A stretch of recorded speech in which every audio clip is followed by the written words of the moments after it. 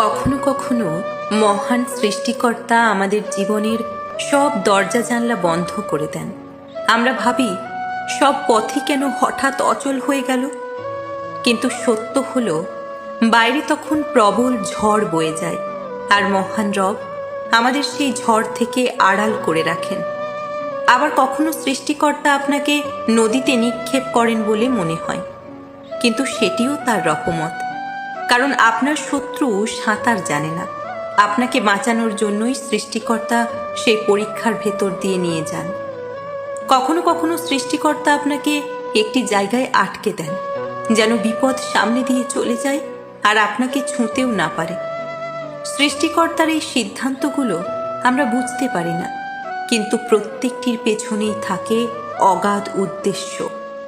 তাই মানসিকতা বদলান, বিশ্বাস রাখুন। আপনি ঠিক সেই জায়গাতেই আছেন যেখানে থাকার প্রয়োজন ছিল, না খুব দ্রুত, না খুব ধীরে। সৃষ্টিকর্তার সময়ই সবচেয়ে নিখুঁত, সবচেয়ে যথাযথ। তার উপর সম্পূর্ণ ভরসা রাখুন আর ক্রমাগত প্রার্থনা করে যান যেন তিনি আপনার পথ সহজ করে দেন।